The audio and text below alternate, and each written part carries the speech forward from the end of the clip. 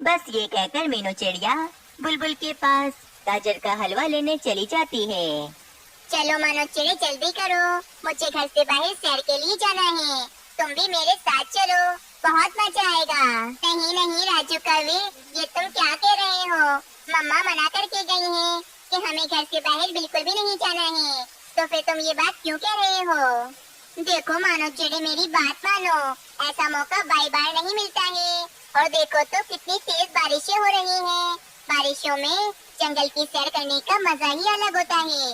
तुम जल्दी करो, मेरे साथ चलो। नहीं भाई नहीं, मैं कहीं नहीं जाऊंगा। तुम्हें जाना है तो चले जाओ, मैं तुम्हारी मम्मा से शिकायत करूंगा।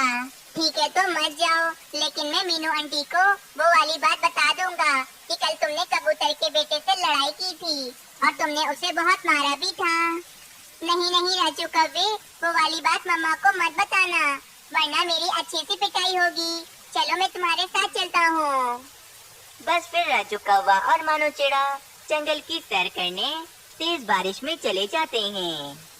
बुलबुल बहन, मैं राजू कौवे के लिए थोड़ा सा गाजर का हलवा लेने के लिए आई हूँ। वो मुझे कब से तंग कर रहा है कि उसे अभी के अभी गाजर का हलवा खाना है। अरे तो मीनू चिड़िया, कोई बात नहीं, बच्चे तो होते ही ऐसे हैं। मैं तुम्हें अभी गाजर का हलवा दे देती हूँ। एक काम करो, तुम भी गाजर का हलवा खाकर जाओ। अरे नहीं बुलबुल बहन, बच्चे घर में अकेले हैं, आप बस मुझे थोड़ा सा गाजर का हलवा दे दें, मैं फिर फौरन अपने घर के लिए जाऊँ। फिर बुलबुल मीनू चिड़िया को थोड़ा सा गाजर का हलवा दे देती है और मीनू चिड़िया वे हलवा लेकर अपने घर की तरफ चली जाती है। जब मीनू चिड़िया अपने घर में आती है तो वे तो काफी ज्यादा परेशान हो जाती है, क्योंकि वहाँ पर दोनों ही बच्चे गायब होते हैं। हाय रे, जिस बात का डर था वही हुआ। राजू कौवा और मानो चिड़ा घर से कहीं चले गए। अब मैं कहाँ ढूंढूंगी उन्हें इतनी तेज बारिश में?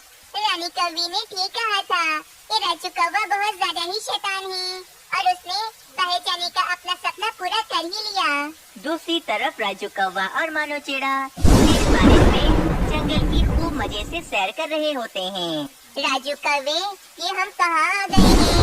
मुझे तो जंगल के रास्ते बिल्कुल भी नहीं पता है। तुम मुझे घर का रास्ता बताओ, मुझे घर जाना है। अरे मानो चिड़े, तुम परेशान क्यों होते हो? मुझे जंगल का हर रास्ता पता है और अभी तो हमें और दूर जाना है। अभी तो सैर शुरू हुई है हमारी। बस फिर राजू कौवा मानो चिड़े को लेकर और दूर चला जाता है। दूसरी तरफ मीनू चिड़िया काफी ज्यादा परेशान होती है और कबूतर मीनू चिड़िया को तसल्लियाँ दे रहा होता है। अरे मीनू चिड़िया, तुम परेशान क्यों होती हो? मानो चिड़ा और राजू कौवा जल्द ही मिल जाएंगे। कबूतर भाई, देखो तो कितनी तेज बारिशें हो रही हैं। अब हम उन दोनों को कहाँ ढूंढते फिरेंगे? चलो मीनू चिड़िया, हम जाकर मानो चिड़े और राजू कौवे को ढूंढते हैं, वे यहीं कहीं घूम रहे होंगे। बस फिर कबूतर और मीनू चिड़िया भी राजू कौवे और मानो चिड़े को ढूंढने निकल जाते हैं। वहीं राजू कौवा और मानो चिड़ा जंगल से काफी ज्यादा दूर आ गए होते हैं। राजू कौवे, ये तुम मुझे कहाँ ले आए हो? मुझे बहुत ज्यादा चिंता हो रही है। मम्मा हमें ढूंढ रही होंगी। चलो चलो जल्दी से घर चलते हैं। मानो चिड़े, घर तो चलेंगे, परंतु रास्ता तो पता हो। मुझे तो रास्ता ही नहीं पता। मुझे भी बहुत ज्यादा अब चिंता हो रही है कि अब हम घर कैसे जाएंगे। क्या? पर तुम तो कह रहे थे ना कि तुम्हें जंगल का एक एक रास्ता पता है, तो फिर अब क्या हुआ? वो असल में मानो चिड़े, मैं बस ऐसे ही बड़ाइयाँ मार रहा था। मुझे जंगल का कोई रास्ता नहीं पता है। मैं अब क्या करूँगा? मेरी मम्मा तो परेशान हो रही होंगी। राजू कौवे, तुमने ये बिल्कुल भी अच्छा नहीं किया मेरे साथ।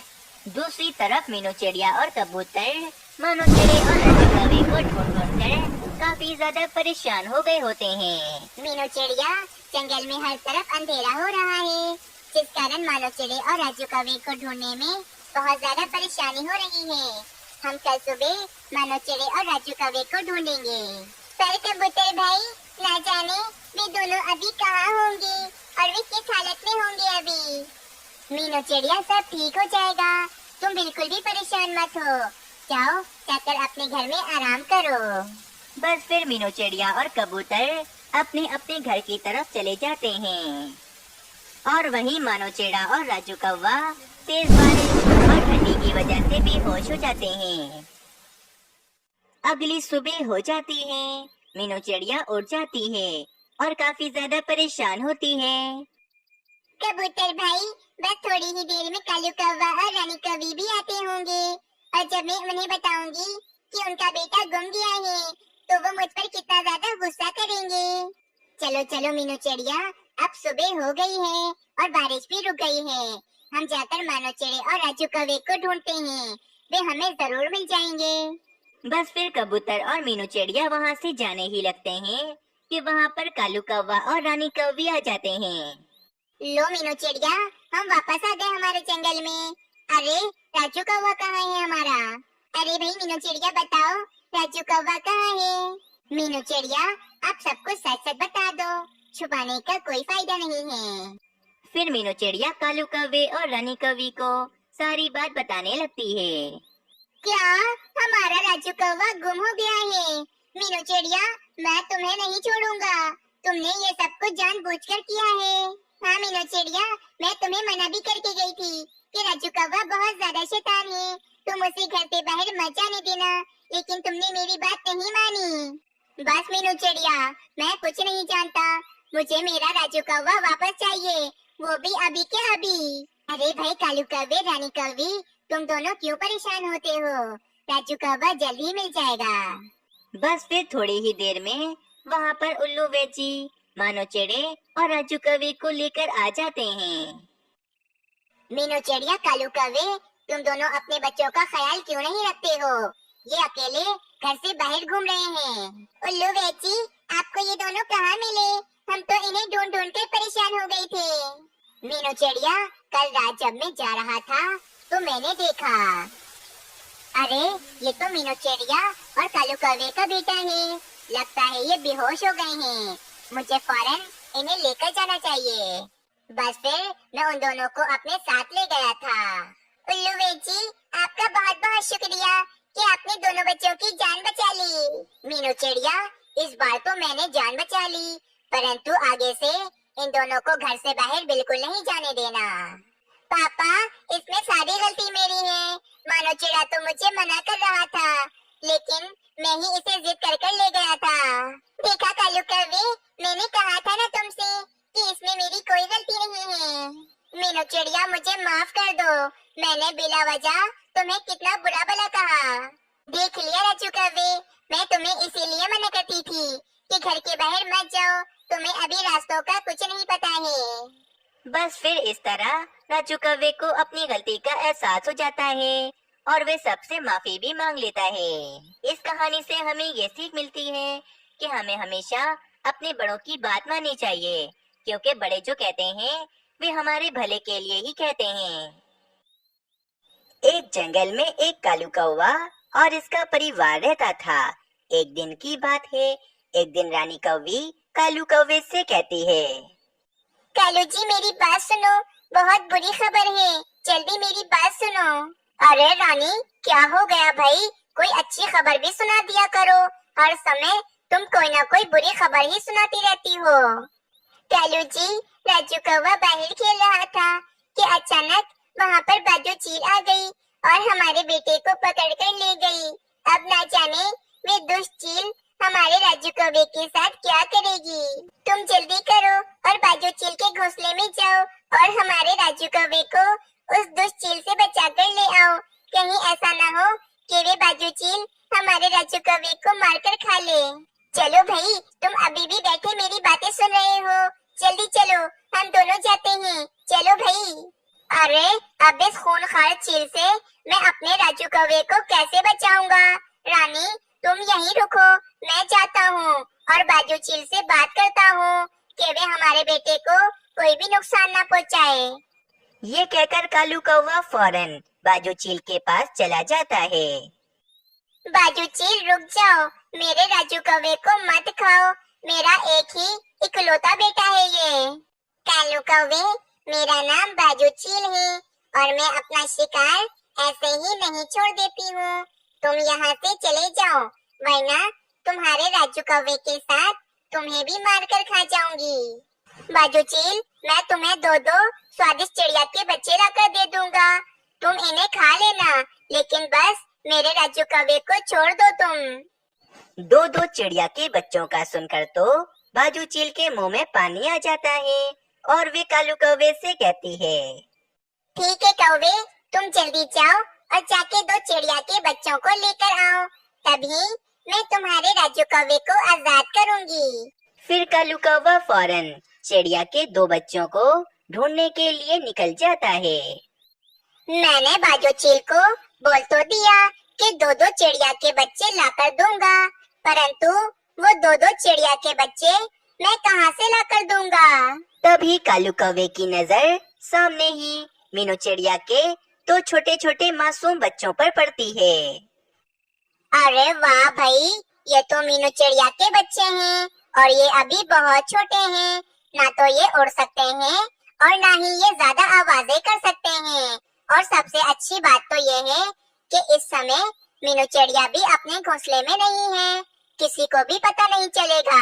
मैं जल्दी से जाता हूँ और इन दोनों बच्चों को चील बहन के पास ले जाता हूँ। फिर कालू कौवा फौरन मीनू चिड़िया के घोंसले में आता है और मानो चिड़े और सोनू चिड़िया को अपनी पीठ पर बिठाकर चील के पास ले जाता है। ये सब कुछ एक दूसरे पेड़ पर बैठा तोता भी देख रहा होता है और वे कहता है, ये कालू कौवा मीनू चिड़िया के दोनों बच्चों को अपने साथ कहाँ ले गया। मीनू चिड़िया तो अभी थोड़ी देर पहले ही भोजन ढूंढने के लिए गई हैं। जरूर कोई तो बात है। मैं फौरन मीनू चिड़िया के पास जाता हूँ और मीनू चिड़िया को ये बात बताता हूँ। ये कहकर तोता फौरन मीनू चिड़िया के पास चला जाता है। मीनू चिड़िया मेरी बात सुनो। मानो चिड़े और सोनू चिड़िया को कालू कौवा अपनी पीठ पर बिठाकर कहीं ले गया है। जरूर कालू कौवा तुम्हारे दोनों बच्चों को लेकर चील के पास गया होगा। हाय रे, मैंने इस कालू कौवे का क्या बिगाड़ा है जो ये हर समय मेरे ही पीछे पड़ा रहता है। अब मैं क्या करूं? अगर वे कालू कौवा मेरे बच्चों को चील के पास लेकर गया है तो वे चील तो मेरे बच्चों को नहीं छोड़ेगी। तोते, मैं जा रही हूँ। यकीनन कालू कौवा मेरे बच्चों को लेकर बाजू चील के पास ही गया होगा, क्योंकि वे बाजू चील ही हमारे जंगल के पीछे पड़ी रहती है। मीनू चिड़िया, अगर तुम अकेले जाओगी तो वे चील तुम्हारे बच्चों के साथ तुम्हें भी मारकर खा जाएगी। तोते, मैं किसी बाजू चील से नहीं डरती हूँ और मुझे अभी अपने मासूम बच्चों की जान बचानी है। मैं जा रही हूँ। फिर मीनू चिड़िया इस बाजू चील के घोंसले की तरफ चली जाती है। कौवे, तुमने तो मेरा दिल ही खुश कर दिया है ये नन्हे नन्हे चिड़िया के बच्चे लाकर। अब बस मैं इन चिड़िया के बच्चों को खाने ही वाली हूँ। बाजू चील, तुम जल्दी से इन नन्हे पक्षियों को खा लो और मुझे और मेरे राजू कौवे की जान छोड़ दो। बाजू चील इन दोनों नन्हे पक्षियों को खाने ही जा रही होती है कि वहाँ पर मीनू चिड़िया आ जाती है। बाजू चील, मैं तुमसे नहीं डरती हूँ, बल्कि मैं तुम्हें और कालू कौवे को सबक सिखाने के लिए आई हूँ। अरे, एक छोटी चिड़िया अब बाजू चील को सबक सिखाएगी। बाजू चील, अगर तुमने अभी के अभी मानो चिड़े और सोनू चिड़िया को मुझे वापस ना लौटाया तो मैं तुम्हारे इस घोंसले को तोड़ दूंगी और कालू कौवे, मैं तुम्हारे राजू कौवे को भी मार डालूंगी। मीनू चिड़िया, तुम बस भी करो। तुम गुस्से में क्या कुछ बोल रही हो? तुम जानती हो ना कि अगर तुम बाजू चील के करीब भी आई तो बाजू चील तुम्हें भी मारकर खा जाएगी। ऐसा कभी नहीं होगा कालू कौवे। ये कहकर मीनू चिड़िया वहाँ से चली जाती है। थोड़ी देर के बाद मीनू चिड़िया एक जलती हुई लकड़ी लेकर बाजू चील के पास आती है और बाजू चील से कहती है, बाजू चील, तुम मेरे दोनों बच्चों को छोड़ दो, वरना मैं इस पेड़ में आग लगा दूंगी और तुम इस आग में जलकर मर जाओगी। मीनू चिड़िया, अगर तुम इस पेड़ में आग लगा दोगी तो तुम्हारे बच्चे और तुम भी जलकर मर जाओगी। मुझे कोई फर्क नहीं पड़ता कालू कौवे। वैसे भी अगर मैंने ऐसा ना किया तो बाजू चील तो मेरे दोनों बच्चों को खा ही जाएगी ना। इससे बेहतर तो यही है कि मैं इस पेड़ में आग लगा देती हूँ और मैं भी आग में जलकर मर जाती हूँ। बाजू चील, तुम इस मीनू चिड़िया की बातों पर यकीन मत करो। ये मीनू चिड़िया झूठ कह रही है। ये कभी भी इस पेड़ में आग नहीं लगाएगी। बस कालू कौवे का इतना कहना ही था। मीनू चिड़िया फौरन उस पेड़ में आग लगा देती है। आग आहिस्ता आहिस्ता नीचे से ऊपर बढ़ती हुई आ रही थी। बाजू चील को तो आग से बहुत ज्यादा ही डर लगता था, इसीलिए बाजू चील फौरन वहाँ से भाग जाती है। और कालू कौवा भी आग से डरकर ऐसे भागता है कि उसे ये भी याद नहीं रहता कि उस पेड़ पर उसका बेटा राजू कौवा भी है। आग आहिस्ता आहिस्ता बढ़ती ही जा रही है। मुझे जल्दी से मानो चिड़ी और सोनू चिड़िया को यहाँ से बचाकर ले जाना होगा। परंतु ये कालू कौवे का बेटा राजू कौवा कितना मासूम है। मैं इस मासूम बच्चे को यहाँ पर छोड़कर नहीं जा सकती हूँ। मुझे इन तीनों की जान बचाकर यहाँ से ले जाना होगा। परंतु मैं इन तीनों को एक साथ अपनी पीठ पर बिठाकर कैसे लेकर जाऊंगी? मीनू चिड़िया कुछ सोच रही होती है कि मीनू चिड़िया को सामने एक टोकरी पड़ी हुई दिखती है। मीनू चिड़िया फौरन उस टोकरी के पास जाती है। फिर मीनू चिड़िया उस टोकरी में तीनों बच्चों को बिठाकर वहाँ से ले जाती है। शुक्र है तीनों मासूम पक्षियों की जान बच गई, वरना वे बाजू चील तो मेरे दोनों बच्चों को मारकर खा ही जाती। मीनू चिड़िया, अब तुम जब भी भोजन जमा करने के लिए जाना तो मुझे बता देना। मैं तुम्हारे बच्चों का अच्छे से ख्याल रखूंगा। इनको अकेले छोड़कर तुम अब से कभी भी मत जाना। तोते, तुम्हारा बहुत बहुत शुक्रिया। चलो भाई, मैं जल्दी से राजू कौवे को लेकर कालू कौवे के पास चली जाती हूँ। रानी कौवी तो बहुत ज्यादा रो रही होगी। मीनू चिड़िया, वैसे तुम्हें मानना पड़ेगा, कालू कौवा तुम्हारे दोनों बच्चों की बलि चढ़ा रहा था, फिर भी तुमने कालू कौवे के बेटे की जान बचाई। मैं उस कालू कौवे की तरह नहीं हूँ कि मैं इस मासूम कौवे को उस जलती हुई आग में छोड़ आती। दूसरी तरफ जब कालू कौवा अपने घोंसले में आता है तो उसे याद आता है कि राजू कौवे को तो वे उस जलती हुई आग में छोड़कर आ गया है। कालू जी, तुम तो राजू कौवे को लेने के लिए गए थे ना? कहाँ है मेरा राजू, कहाँ है? फिर कालू कौवा रानी कौवी को सारी बात बताता है कि कालू कौवा राजू कौवे को उस जलती हुई आग में छोड़कर आ गया है। कालू जी, ये तुमने क्या कर दिया? तुम हमारे राजू कौवे को उस जलते हुए पेड़ पर कैसे छोड़कर आ सकते हो?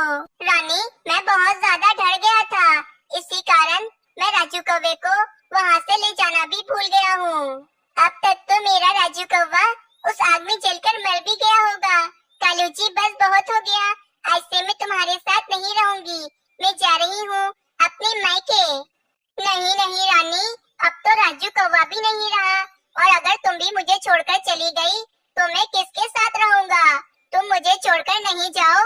बस कालू कौवा और रानी कौवी ऐसे बातें कर रहे होते हैं कि वहाँ पर मीनू चिड़िया राजू कौवे को लेकर आ जाती है।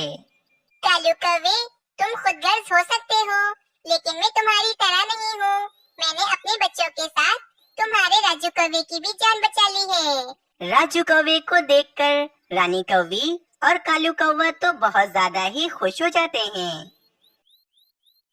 मीनू चिड़िया, मुझे माफ कर दो। मैं अपने बच्चे को बचाने के चक्कर में तुम्हारे दोनों बच्चों की बलि चढ़ा रहा था। बस करो कालू कौवे, तुम हर बार कोई न कोई गलती करके बाद में मुझसे माफी मांगते हो, लेकिन इस बार मैं तुम्हें माफ नहीं करूंगी और आज के बाद न ही तुमसे कभी बात करूंगी। ये कहकर मीनू चिड़िया वहाँ से चली जाती है। इस कहानी से हमें ये सीख मिलती है कि हमें कभी भी स्वार्थी नहीं होना चाहिए।